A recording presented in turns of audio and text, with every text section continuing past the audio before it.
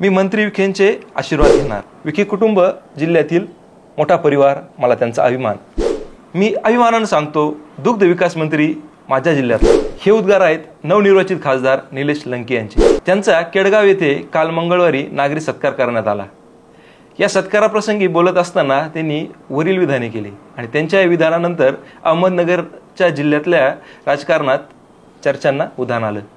नेमकं काय म्हणाले निलेश लंके?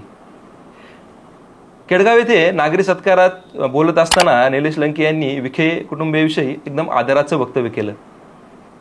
यावेळी बोलताना ते म्हणाले की विखे कुटुंब हे जिल्ह्यातील अत्यंत मोठं कुटुंब आहे। त्यांचा परिवार हा राजकारणातला मोठा परिवार आहे। विखे यांचं अहमदनगरसह महाराष्ट्रातल्या विकासामध्ये मोठं योगदान आहे।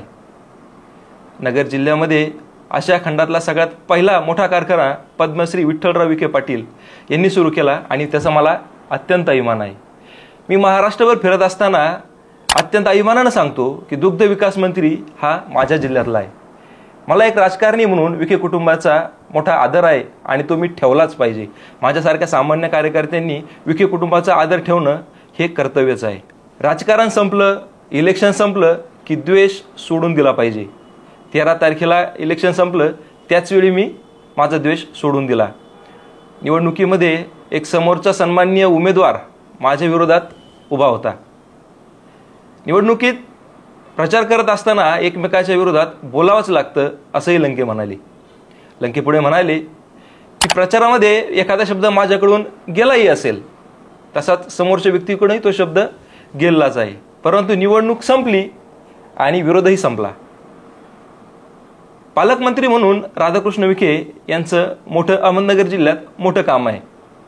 आता विरोध संपला, निवडणूक संपली, ते सूडबुद्धीचं राजकारण आता कुठेतरी थांबवलं पाहिजे आणि याची सुरुवात मी माझ्यापासून केली पाहिजे असं मला वाटतं, असंही निलेश लंके म्हणाले।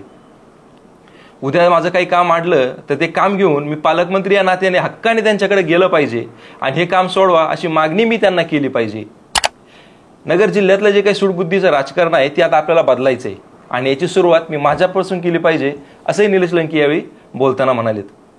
पुढे बोलताना लंके यांनी असंही म्हटलंय की ज्यावेळेस जिल्हा नियोजन समितीची बैठक असेल आगामी काळात, ज्यावेळेस आता निवडणुका आचारसंहिता संपेल आणि निवडणुका संपल्याच्या नंतर जिल्हा नियोजन समितीची ज्यावेळेस बैठक होईल, त्या बैठकीमध्ये मी पालकमंत्र्यांचे आशीर्वादही घेईल आणि माझे जे काही कामं आहेत ते त्यांच्यासमोर मांडेल आणि माझ्या कामांसाठी मी त्यांची हक्काने मदतही घेईल, असंही वक्तव्य निलेश लंके यांनी केलंय। पुढे बोलताना ते असं म्हणालेत की सूडबुद्धीचं राजकारण संपून सुसंस्कृत राजकारण करण्याची सुरुवात मी माझ्यापासून केली पाहिजे। राजकारण संपलं, विरोधही संपला आणि द्वेषही संपला। आता पुन्हा पुन्हा त्याच गोष्टीवर त्यांच्या विरोधात बोलत फिरणं हे योग्य नाही, असे निलेश लंके यांनी म्हटले। आता त्यांच्या या वक्तव्यानंतर नगरच्या राजकारणात मोठ्या चर्चा सुरू झाल्यात। निलेश लंके यांचं वक्तव्य हे नक्कीच सुसंस्कृतपणाच्या राजकारणाचं होतं किंवा सुसंस्कृत राजकारण नगरमध्ये सुरू व्हावं ह्या दृष्टीनं केलेलं त्यांनी ते वक्तव्य होतं, हे नक्कीच। पण निलेश लंके यांच्या बोलण्याचा टोन अचानक कसा बदलला? येणाऱ्या आगामी विधानसभेच्या दृष्टीनं राधाकृष्ण विखे किंवा विखे कुटुंबीय यांच्याशी मिळतं जुळतं घेऊन त्यांना पुन्हा काही राजकीय धोरणं आखायची आहेत का?